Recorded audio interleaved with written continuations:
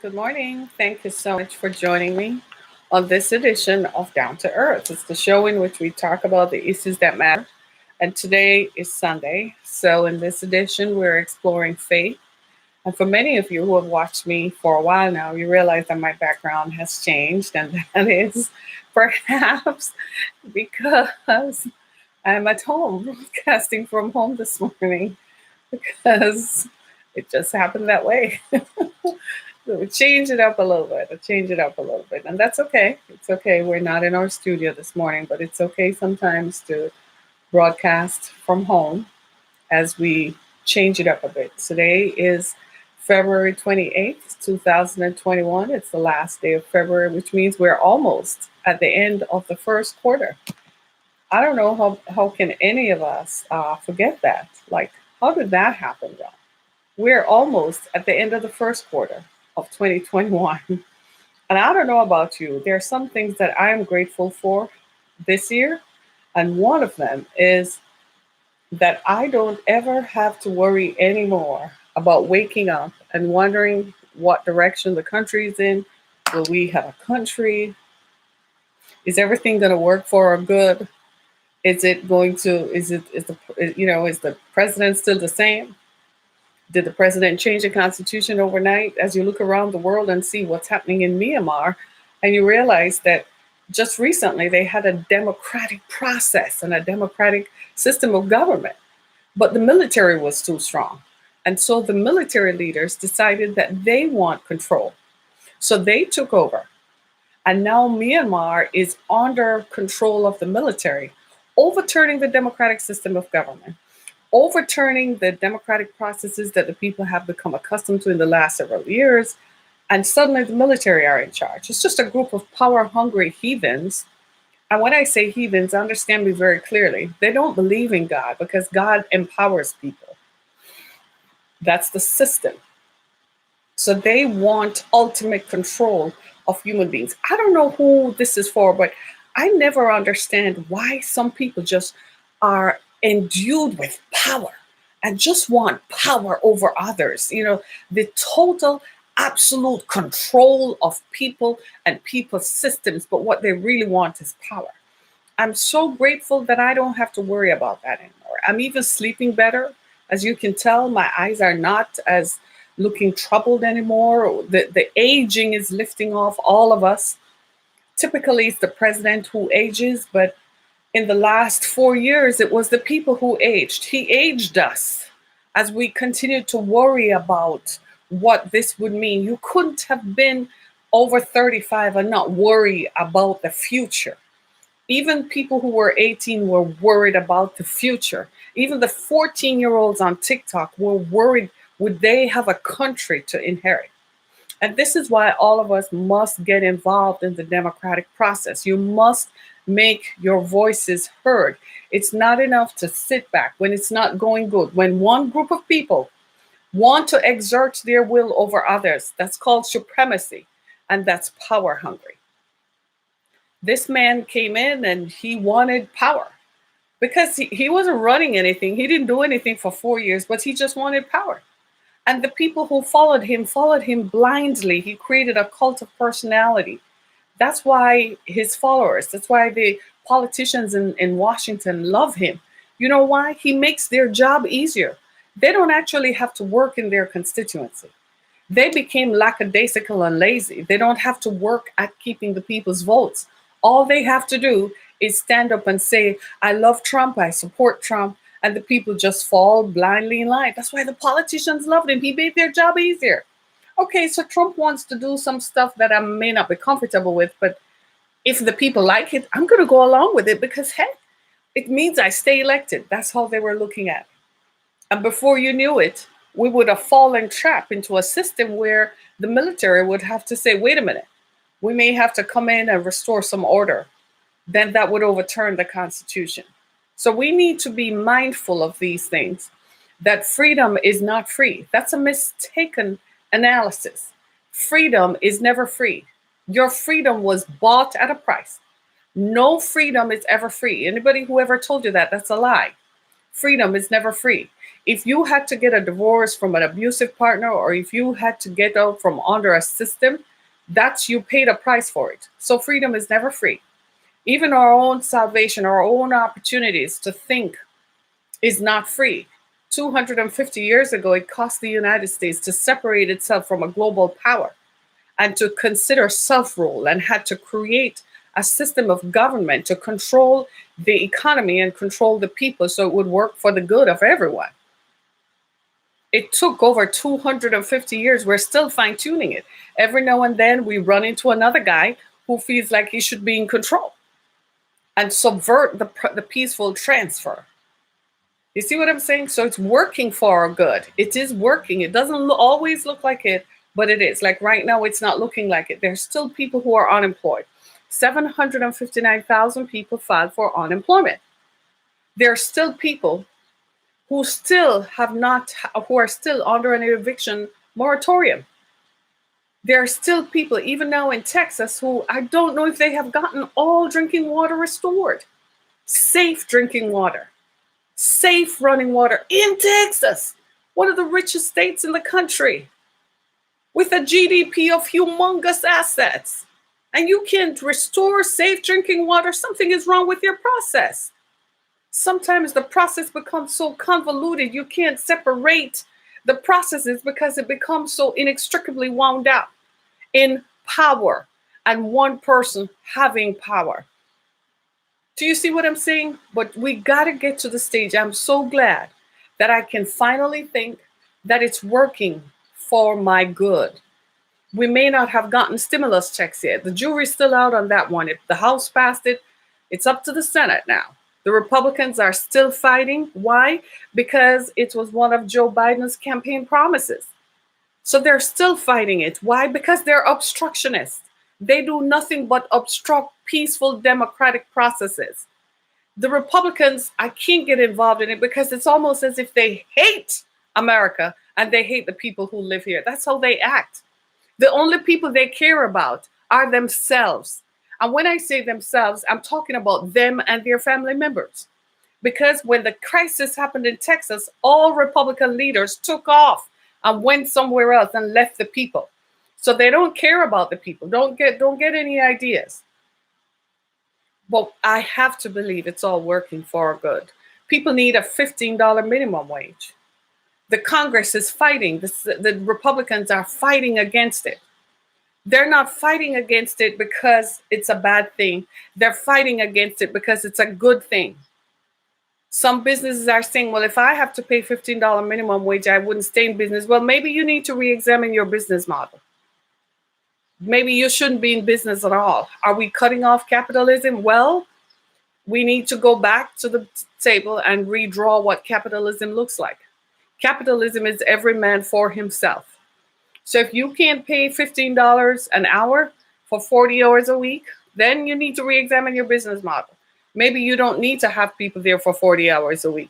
Maybe you only need to have someone for 10 hours a week and you get in and do some of the work. Some people think that having a business means somebody else does the work. No, you get in and do the work and build your business, and then the people will come.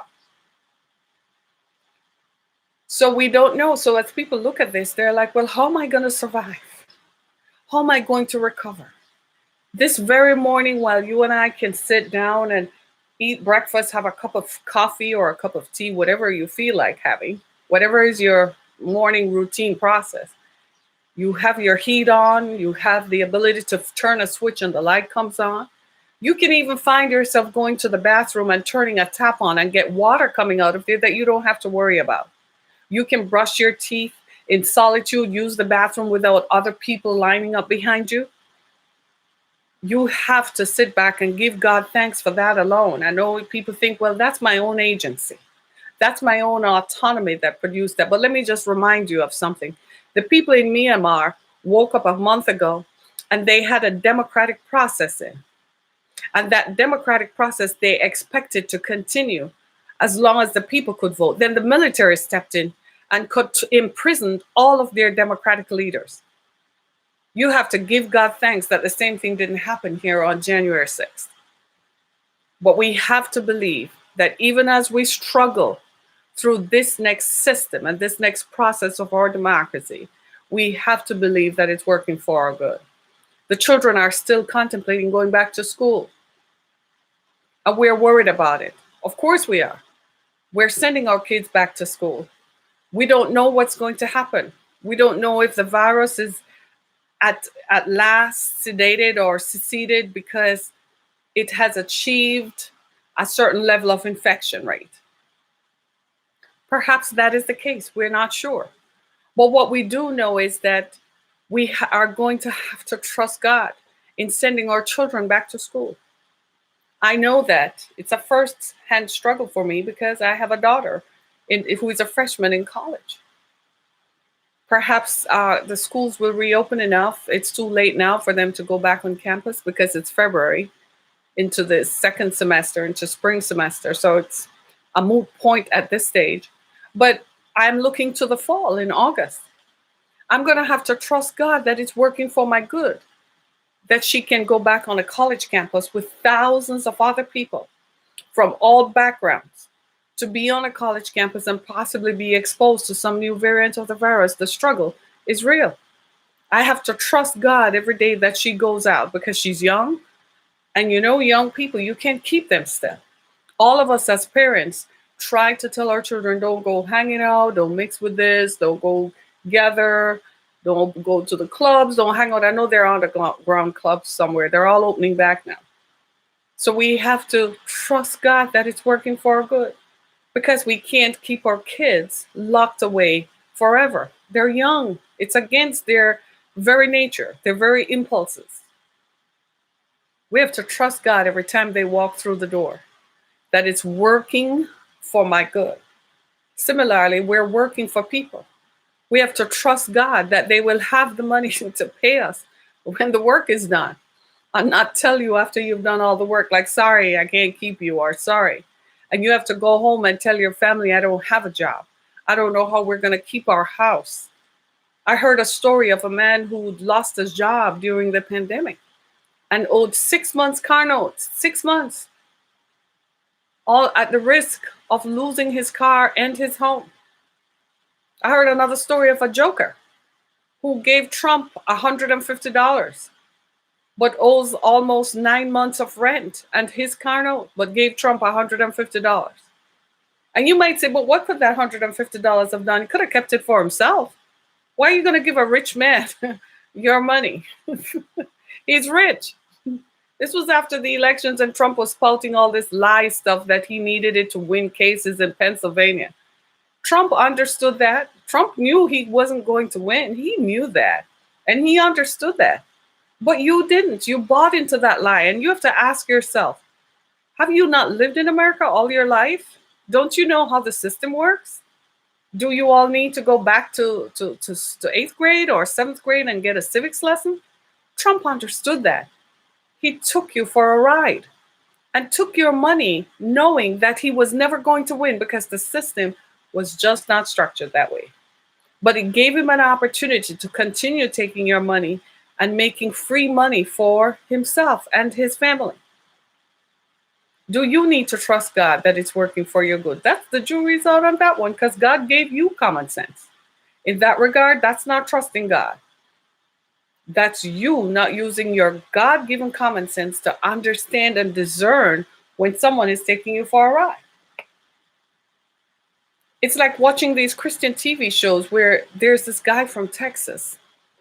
He's always, for the last 30 years, every single episode, he's always digging a well in Africa or Indonesia. Always having some little African kids and some little Indonesian children running around in pools of dirty, slimy, green, dirty water. We know that we who live in this part of the world, it's unimaginable to imagine people using that kind of water until we saw what happened in Texas. So we realize that it's as a result of public policy that these things happen, or lack of public policy. But this man continues to perpetuate the myth to tell people that any money that you give to him is helping him provide drinking water for some people and some children who are drinking out of dirty wells, dirty water that even the kids who are going in it are like looking squeamish, like, do I have to really touch that? He's taking you for a ride. It's a lie. He just set that up. He goes over there, pays some people some money, and set it up to film it. And it always looks like what? The white people are coming in as the messianic saviors to save these little Africans and these little Indonesians who don't know any better. I wonder sometimes who is going to stop them. And that's not a situation where you can say, well, you know, these things. It happened in Texas because it was a failure of public policy. The difference is the United States has the ability to recover. We're in recovery mode right now. We went through a pandemic. We went through it because we had a failed leader who refused to take the steps necessary to curb the spread of the virus. He just let it hang out because he thought it would be for political gain. He thought that if some of the people who were being afflicted by the virus died out, then there would be less voters. This is why he perpetuates this myth of the election being stolen, because he has to. He can't comprehend that, man, all these people still came out and voted. I thought they all died out from corona. He allowed the virus, not understanding the ramifications and the implications. That if people get sick and the public health system says you have to curb people gathering, then it's going to inhibit the flow of business. Are we in a capitalist society? Is he a capitalist? He should have been. He's in hospitality, so he should have understood it. He should have been the first one to say, hold up, we're going to stop for 2 weeks. Everybody stop for 2 weeks, wear a mask, don't do anything for 2 weeks, don't go out, we'll send you some money, stay home. It would have worked. But he allowed it to proliferate to the detriment of all of us. Over 500,000 people have died. I know this morning that you're awake and you're looking at it and you're like, but Harriet, my mom died. My father died. My husband died. He was my everything. My wife died. She was my everything. I lost my child. I lost my best friend. I lost my neighbor. I lost my cousin. I lost my worker friend. I lost my doctor. I lost my nurse. I lost somebody who was the world to me. And you say to me, how can you tell me that it's working for my good?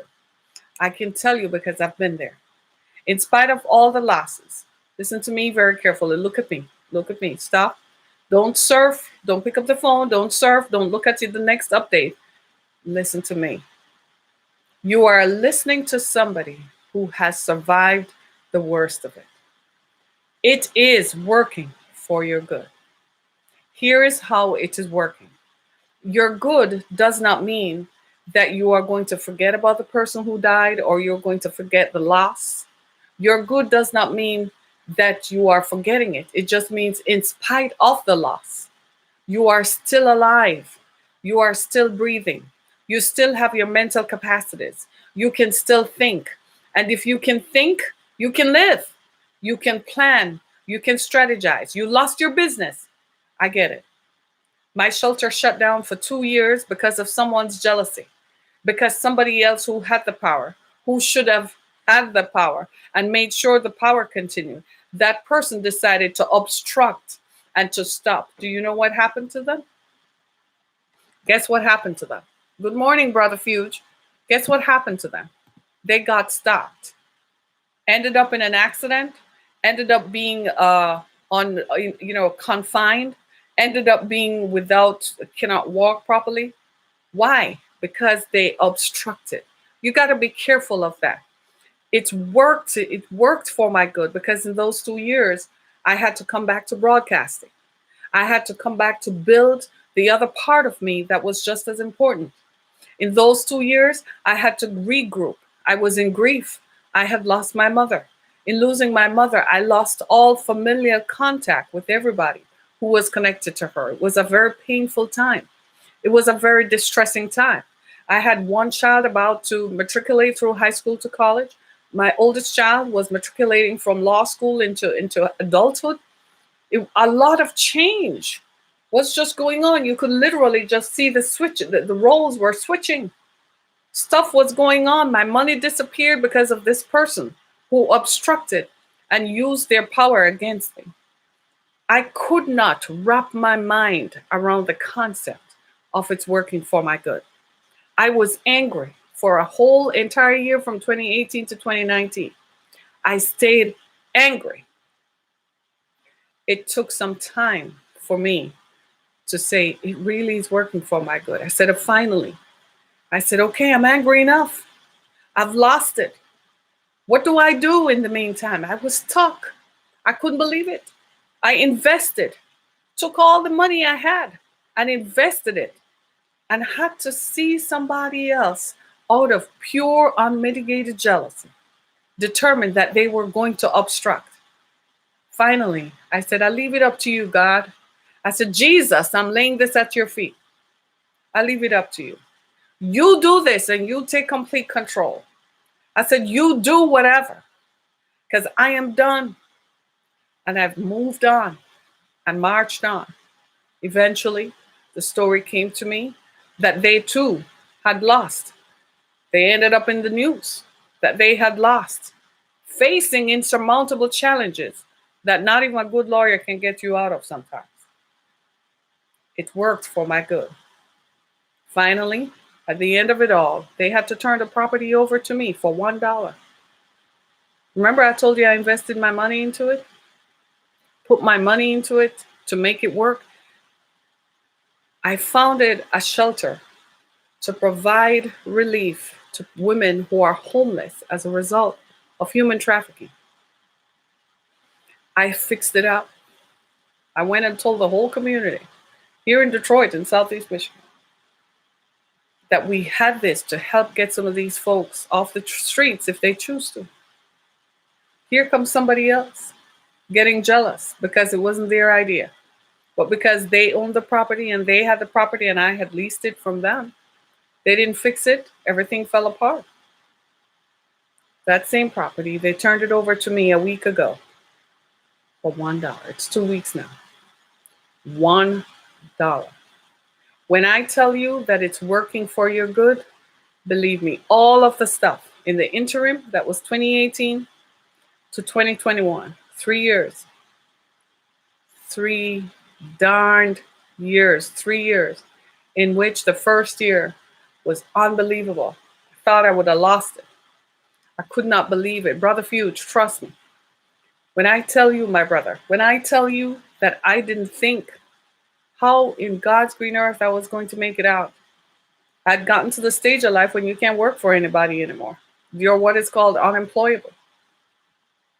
You can't work for anybody. They don't want you because of your age, they're on your experience. They tell you all kinds of stuff.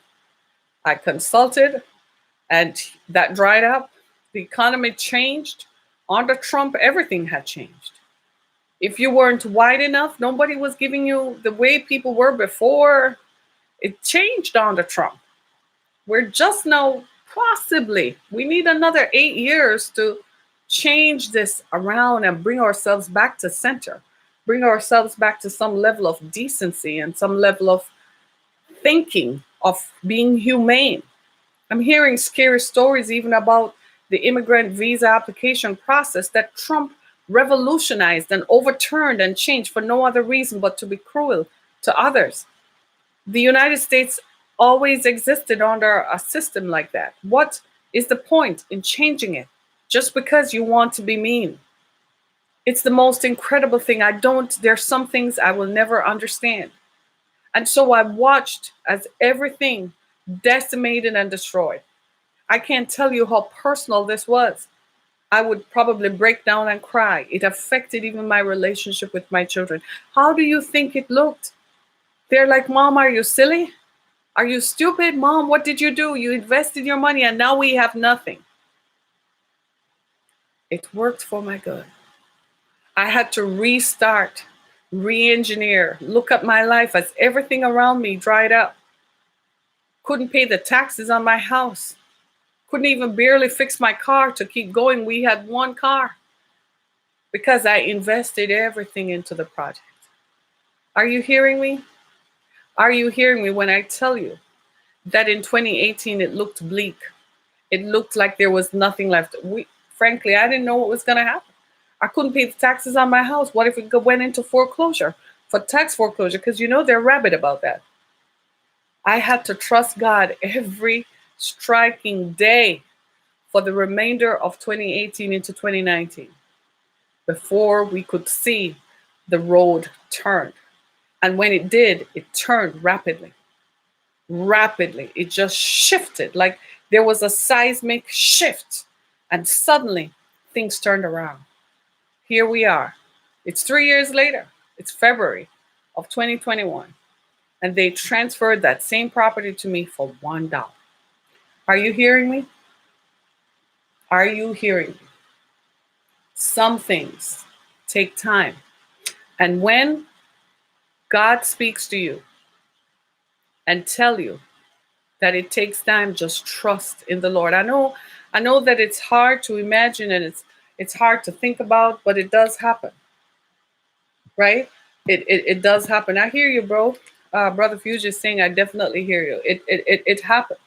It takes, some things are just a matter of process. Right now I'm thinking of the folks in Texas. It could have been us. Believe me, you're not alone. The rest of us in all parts of the country are looking at our individual situations and asking ourselves, could something like that happen to us? I know that everybody went and bought a generator. I'm looking at them myself. I'm looking like, where am I going to put it? I have to put it outside because you can't keep it inside. You start looking at how can I improve my processes? Who else went and bought bottled water? I kid you not. I even got a water cooler. One of those electric ones that you plug in. I kid you not. It went crazy there. I went to Costco and bought 2 cases of bottled water. Who else did that? I was, the big cases. I had to say to myself, well, how is this going to get out of the vehicle into the house? Right? Who else went and bought stuff? We all did, because we're all asking ourselves, how did the shelves, you look at the grocery store shelves, and there was no food there. Like, how did that happen? They ran out of everything. So where's the storage in the back? They ran out of that too. So the supply chains were interrupted because of the ice. So do you see the breakdown in public policy? So they didn't salt the roads because they didn't deem it important, because they're not driving on the roads, because they drive under police escort all the time. So because they didn't salt the roads, no one could drive on the roads, including what? The people who transport goods and services. So the people can't get to the hospital to work.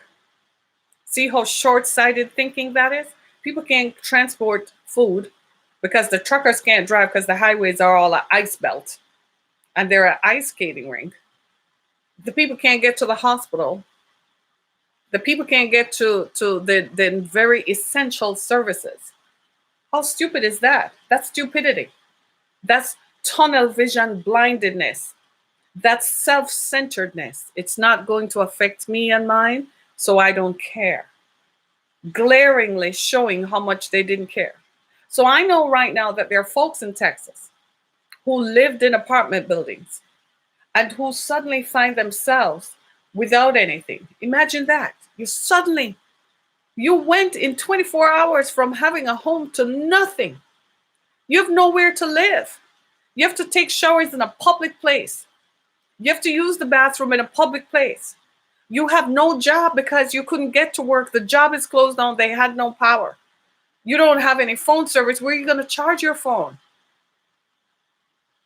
I know that it's looking like it's over. You know what's the worst part? You look around you and you have mouths to feed. People who are dependent on you. And you are asking yourself, how? Where is God? Might not seem like it, but God is right there in the midst. He's not blaming you. He's not saying it's your fault. So don't heap any blame on yourself, because that's the first thing we do. And that's a good sign. It means what? You are thinking right. Because you know what's the next thing you're going to say? Say it. The next thing you're going to say is, how can I prevent this from happening again? So you look at it, not as the glass empty, but as the glass half full. You start going through the list of what you have. I still have life. I can still breathe. Let me find a way out of this. Drop your pride and say to yourself, there got to be some social services that I can gain access to. I may have to crawl out of this barrel, but if crawling is what I have to do to get back to the top, I'm going to do it anyhow. And set your mind to crawling out of it. Like I tell you all the time, it may not happen when you want it, but he will show up right on time. That's what happened to me. I had to crawl out of the deepest, darkest depths of depression and anger and self aghastness that how could I have allowed this to happen to me? How did I get to be 50 and allow this to happen to me? How? And I had to stop beating up on myself and start recognizing that there were some things that I had no control over and that I didn't see the full impact of it. This is why I don't believe you need to live in a world where you're not aware. You need to be aware, because when you're aware, you know what forces operate. So you know how to mitigate those forces. You make a plan for it not to happen. I tell everybody this. You all lived in apartment buildings. I know the systemic racism is bad. I know the way they set up. Do you know why we're having the mafia reemerge again? Because big banks took the money from the federal government in 2008, 2009. Remember that? And they took the money and they stopped lending money to small businesses. You do know that when small businesses borrow money from banks, it's 35% interest rate and 23% interest rate.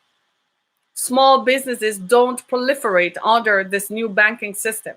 So people are in business. They end up taking money from what we call non-traditional sources, AKA the mafia, AKA people who are scoundrels, non-traditional lenders who are loan sharks and who are frankly predators. They take your money. As soon as you put money in the bank, they charge 114%. And under Trump, none of this was investigated because Trump was in bed with all of them.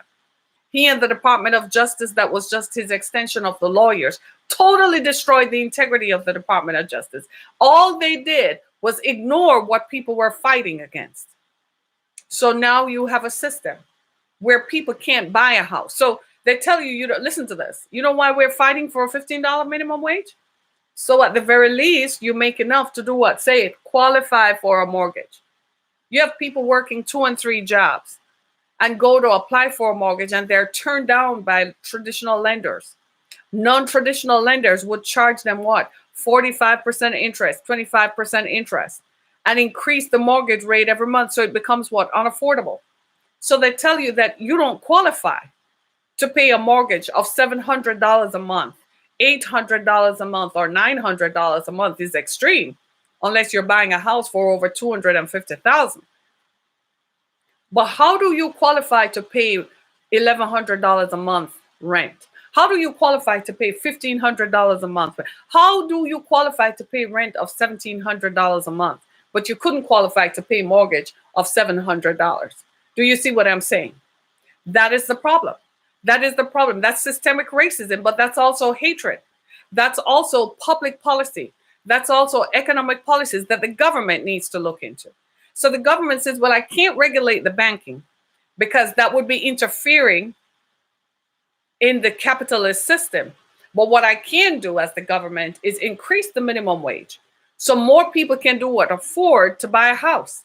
So you find all these folks living in apartments, struggling, working 2 and 3 jobs. Sometimes more than one families have to live together. They rent a house sometimes because it's better, because then, they really can't tell you how many people sleep there at night. And so you find people living there. You have a house, a 3-bedroom house with 1 or 1.5 bathrooms, and you find 10 people sleeping there at night. Right? And then you lose the job. Where are you going to live now?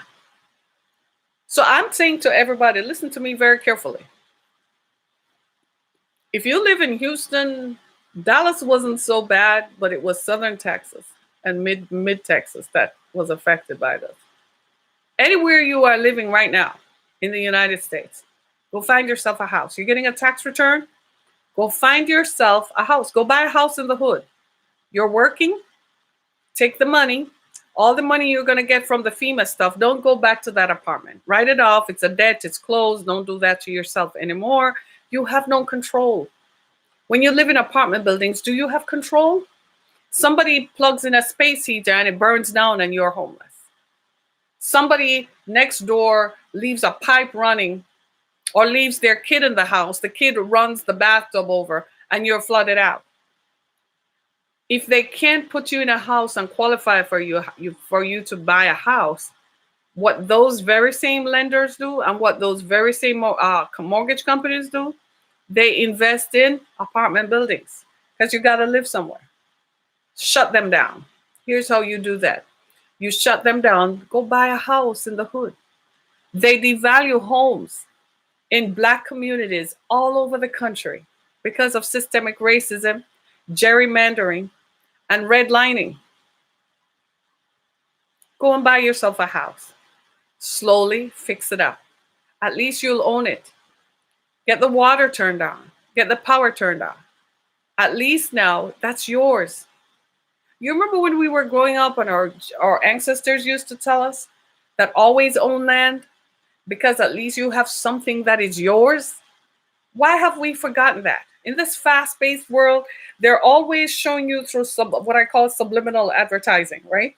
Where they make suggestions on how you should live, conveying a concept that you have to subscribe to. And so they make suggestions that if you don't live in this house, you're not successful. If you don't live in this apartment, if you're going to live in an apartment, this is what it should look like. So when you can't qualify for the mortgage, you go rent an apartment that looks like the subliminal advertising you see on television. Whether it comes through sitcoms or Lifetime or whatever channels you watch, it still is the same idea conveyed. It's not direct like they're saying, this is what you should live like, but it's subliminal. So there you are being influenced and you go and you invest in an apartment. So you get your tax returns and you go take all $3,500 of it and you go pay down a deposit to move into somewhere. You realize you could have used that same thing and go to a land bank in your city and buy a house and put something down and slowly fix it up. Every time you work, you pay a little. You even move in until it's fixed up. And I know you're going to say, but the crime, that's what they tell you.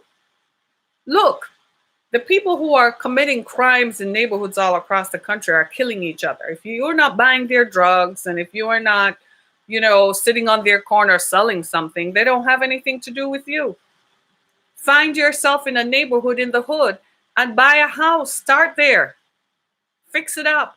Eventually, you'll become so autonomous that you can buy a bigger house and move out. And then you can rent that one out to someone else who is just starting off. But leave the rental apartments alone. Think about it. If you're paying $1,500 per month in rent, you have car note, insurance, utilities. Where are you getting money to save? And that's a question you're all saying, but Harriet, how do I do that? Take your tax return. Stop putting your money into somebody else's pocket. I went down to the city a couple weeks ago to pay taxes and ran into the treasurer for Wayne County, Michigan. And I had an interesting conversation with him. A very decent, honorable man. I was so impressed. I prayed for him. Because I asked him a big favor. I said, please do not evict anybody in Detroit. Don't do it, please. These folks have nowhere to go. They have no job. They've been left behind by systemic racism. Please don't. He said something that was very interesting, though, and it's something I'm hearing echoing from others. It's the commercial people they're after. Yeah, the people who own apartment buildings take your money every month and don't pay taxes on it. So you don't even realize that there's a tax foreclosure over the apartment building you're living in. They don't pay city taxes. They don't pay county taxes. They don't pay nothing. But they take your money that you pay every month. And you end up one day, a snowstorm comes, something as simple as a snowstorm. We have snowstorms in Michigan, let's see, every month when it is cold, right? They take something as simple as a snowstorm and you find yourself homeless. And here you are, worried about it. So let me read this. So right after my house was built, muted one of my best friends, invited one of my best friends over. And you know what he asked me? Where your big screen? Like, seriously? He's asking you, you just bought a house, you just built a house, and he's worried about a big screen. Folks, we have our emphasis on the wrong things. Yeah, I have TVs in my house. Yes, I do. But I don't have a 70 screen inch giant TV, but I do have infrastructure. Do you see what I'm saying? It was more important to protect the house, the roof over my head, than it is to go spend money on those things, right? Stop buying out Yeezys for $500 freaking dollars. This is the ugliest things I've ever seen. Stop buying those things. Yeah, I have UGG boots, but I don't pay for them all at once, right? And I buy them because once I buy them, I'm not going to buy it again, need to buy one again for another 3 years or 4 years. My daughter has a pair of UGG boots from she was in the 7th grade, y'all. She's now a college freshman. Take that as you will. It was worth the $200 that I paid for it. Amen. She wore it every day right up until her 3rd year of high school in the winter in Michigan. Okay, it's worth it. But you have folks who you get some money in your hand from your taxes and you're going to go trade in a car and buy a car. Yo, what have I told you guys about buying a car? What have I told you? Go buy yourself a car that you own. No, many of you are hiding from the repo man because you missed a car payment. Imagine what's going on in Texas. They got light bills that were astronomical. In addition to which, guess what? You still get a bill from the apartment complex. And you still get a bill from the insurance company and from your car company. And people are like, what am I going to do? It's working for your good. It's teaching us all a lesson. We blindly believed in public policy and politicians that they would do their job of protecting our interests. You learned something. They don't. I don't trust them. I know I don't trust the public system. No, it's not working for my good. So there are some things that I have to do. So I keep coal in my house. You know, the stuff that you put in the grill. I have 2 grills. I don't just have one. I tell myself, like, if something goes wrong, I can boil some water and I can cook something on a grill. I ain't kidding you. When you live long enough, you begin to realize that some things you can't take for granted. Years ago, and I'm going to end with this. Years ago, I was like you. I lived in an apartment, in a fancy apartment building. My rent was $1,100 a month. Plus parking was $40. Car notes, car insurance, utilities. You can well imagine. Barely could make even. And I was a single parent. So every striking thing my children needed, it was my responsibility. After a while, you start thinking. I was working as a healthcare consultant. I had a come to Jesus moment like you're having with me right now. It's called accountability. I had a client whom I went to see. And we started talking, you know, in business, it's all about relationships. So when you meet someone, you start establishing a commonality to see where your lives intersect and build relationships from there. We began talking. His experience as a scientist, he worked for one of these large, big pharma companies. He had some issues with a drug that they were pushing on people. And they wanted him to, he was the scientist. He didn't like how the drug interacted. He made his disclosures apparent, and they did not like it because they're big pharma. They sent him to another state to live, so he had to commute. And they made him become a salesman. They told him that you now go and tell the doctors how to use the drug. They knew he couldn't do that, so he had to leave. So he became a free enterprise. It is my luck to run into him. He asked me this question. He said, "Where do you live?" So I told him where I lived. He said, "You live in an apartment building?" So I said, "Yeah." He said, "Why?" I said, "Because that's where I live. That's what I afford, whatever." He said, "You're wrong." He said, "Go get yourself a house." He said, "What if something happens?" Listen to this. He said, "What if something happens and there's a national scene of crime, and the first place they're coming is an apartment building?" He said, "The very people who live in the same apartment building are going to turn on you because lawlessness will prevail." He said, "Where would you go?" I was startled. I had never thought about that. He said, "What if?" He said, "If you live in your own home," he said, "at least here in Michigan, you have a basement. You can barricade yourself in your home. You can barricade your windows and doors. You can go in your basement." And he said, "In your basement, you have places set up where you can cook, you can store your food, you can store extra supplies, and you can live." He said, "If you were to come to my house," he said, "I have plants in my backyard.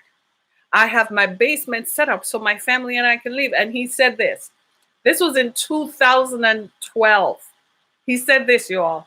He said his wife and his family thinks he's crazy. Do you know it became a self-fulfilling prophecy to all of us? I've never forgotten him. We fell out of touch. Do you understand what I'm saying? This is our self-fulfilling prophecy. This is our moment of accountability. We now have to tell ourselves and take comfort from Romans 8:28 that says, "All things work together for my good."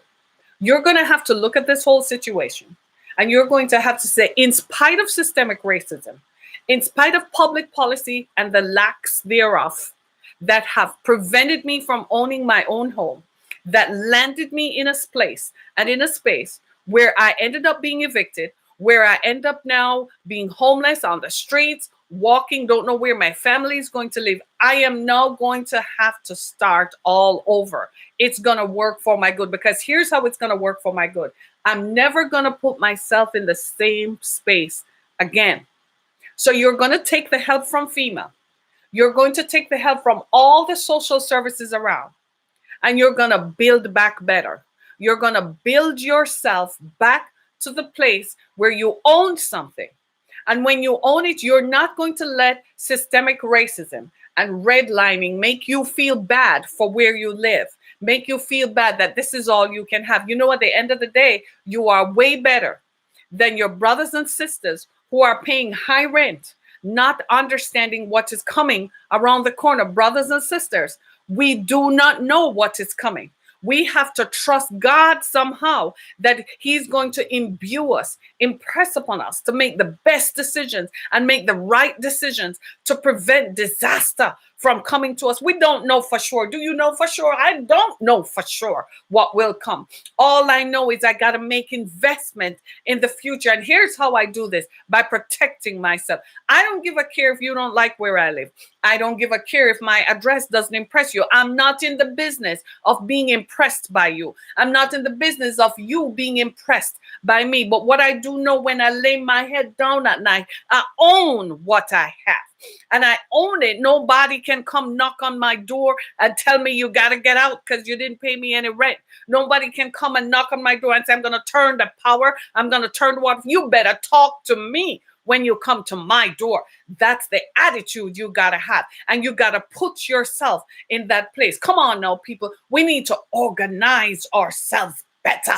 We need to come back to center.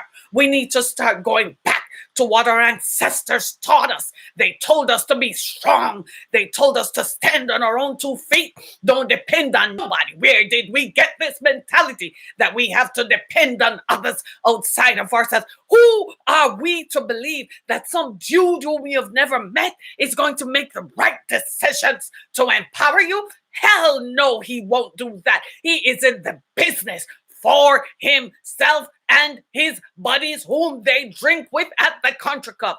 Are you sitting at that table with them? No. Then if you are not sitting at that table, then you got to look out for yourself because they are in the business of looking out for themselves. The only person on your side is God Almighty through Jesus Christ. That's the only person you can be assured is saying, look, dude, it's working out for your good. Just look up here, look up. I'm going to show you. I'm going to teach you. It was Harriet who was caught up in that. I looked up and God said, let me show you. Let me show you. Let me teach you. Let me show you how I'm going to turn it around. Let me show you how. Cling to me. Trust even when it's unstable beneath your feet. I told you my story. I went through 3 years of instability. I didn't know whether I was coming or going. Thank God for the word of God that was in me, that made me hold on. Many of you saw me on Down to Earth. You didn't even know what was going on. I was barely holding on sometimes. I had to learn to trust in the Lord, to lean not to my own understanding. In all my ways, acknowledging. For all of you right now going through something, you lost the most important person in the world to you, to COVID, something that as a nation we're still reeling from, the unnecessity of it. The fact that it did not have to happen. We're all reeling from the moms and the pops and grandmas, the most important person, your life, your safety net. But I am telling you, it's working for your good, because now you're going to learn to trust in the Lord, and you're going to learn to build back better. I had to tell Harriet, we're going to build you back, Harriet. I said, I'm going to build myself back better. I'm not going to be dependent on anyone. What did it take? It took me losing a full-time job to understand that I had to be my own source of income. It took years and years of toiling and learning and strategizing and learning how to navigate systemic racism, and how after a while I just spoke up against it because nothing else was working. I had to learn to stand on my own 2 feet. And if I eat, I eat. I learn to eat well. Build yourselves back. Build back better. If you're sitting in a shelter hearing this, if you're sitting on a bed somewhere, you have to sleep in somebody's house, come on, I'm calling you out. You have the tools in you to build back better. You have the tools in you to survive. Build back better. Come back to center. Come back. Don't go to the edge of the precipice. We all did. I went to the edge of the precipice. I couldn't tell you how I made it. We all have slid down that road when we are like, you know what? It's just so over. I've lived long enough. Man, it's enough. No, come back.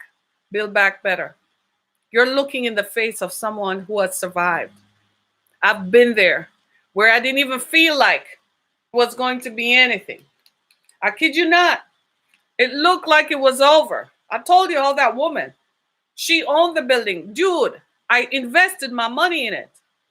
That was supposed to be my income to keep me and my family. I didn't have a husband. I didn't have anybody. My mother had died, so my safety net was gone. I had nothing. And here comes this woman whom I have a business relationship with, just like you have a business relationship with your employer, with your bank, with a credit card company, with a car note company. You have a business relationship with the apartment complex you live in and the person whom you lease the house from. And they pull up straps and exercise their power. Well, according to the lease, I can do this. According to the tenants and the contract that we signed, I can do that. Like, you're not a person. I was a single mother with a child, with 2 children. The woman knew me, and she still knew what she was doing. She's a single parent herself, but she felt that she was in a position of power. And she was immune to anything that could happen. I went to the signing when she decided to turn the property over to me. She had to turn it over because the force of God came against her. When I went to see her, I understood why she never wanted me to see her in the previous year. She was walking with a cane. She's 4 years younger than I am. Bent over, walking with a cane. Why? You have to deal with the stuff that comes to you. Now, I'm not telling you that's what's going to happen to Governor Abbott or Cruz or any of them politicians who messed up people's lives in Texas. But it is certain that what you sow is what you will reap. You sow good, then good will come to you. You sow bad, you cause people to live in stress and torment and being homeless without safe drinking water and have their children traumatized forever from the insecurity. You got to reap what you sow. But I know this one thing: the same God who delivered me, the same God who kept my mind so that I didn't lose my mind, so I didn't lose my sense of stability, the same God will come back, and that same God will deliver you. He will put you in a better place, but he's going to use you. You are your own agent of deliverance. Your mind. God is going to speak to you in your mind and show you and open. All you need to do right now is just say, Lord, help me. Every day, just say, Lord, help me. God, help me. I'm begging you. Help. Help me. Oh, God, help me. Call out. And God will come and do the same thing for you, even better. He will do even better for you than he did for me. I am not ashamed of the gospel of Jesus Christ. I'm not one of those flaky Christians that you see running behind Trump, and they're not Christians. They use that as a group. That's not me. I'm not one of those flaky people. I call it what it is. You're wrong as a politician, you're wrong. Whether you're a public figure or not, you're wrong, you're wrong. I'm not one of those flaky people who hate people by group and ethnicity and status.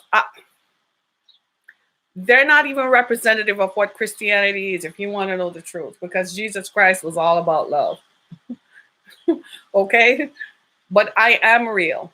And I'm here to tell you that having lived that gospel out, I can tell you that I know for sure that all things, all of this, all of it, the job loss, you come to retirement. Oh, I don't know who that is for. You come to retirement and all of a sudden you realize all the money you saved up is going to be spent on an illness.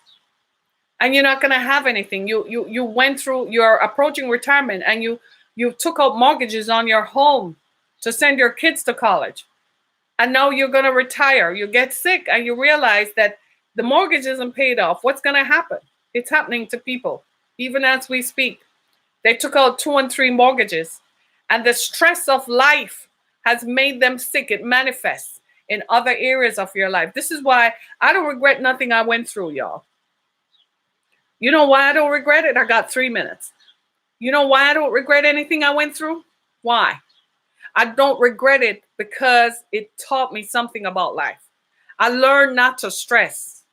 I learned to release some stuff and some stuff. I adjusted my expectation. I grew up expecting that all the world was my oyster, and that everything in the world was going to bow before me. So I learned to adjust my expectation so that I don't get stressed out, because I'm like, all the stress is in me. I don't, it's not going anywhere. I'm thinking about it. Is it manifesting in my stomach? Is it manifesting in other parts of my body? You have people who took out 3 mortgages on their home to send each child to college, y'all. And now the kids are out. They can't work enough to help the parents pay back the mortgage. Approaching retirement, and you have nothing left because you used it to send your kids to college. And now you have nothing, and you're worried about getting sick. And you're worried about what you're going to do. This is real life. You have people who you have to adjust your expectations because you went to college, you went and got the master's degree. 90 seconds. And now you realize, oh my God, it's not happening. I got to go, y'all. So I'm saying to all of us, it's going to work for your good, just like it worked for my good. I had to adjust my expectations. I had to change my mind, change my expectations, change the way I look at stuff, change me so that I could survive. I didn't care what others thought about me. 60 seconds. What they believed that I did. It didn't matter. All I did was just believe. So tonight, go read Romans 8:28. God bless you. And may heaven smile upon you. Be blessed, everybody. Thanks so much. Thank you. This is Down to Earth. Thanks so much.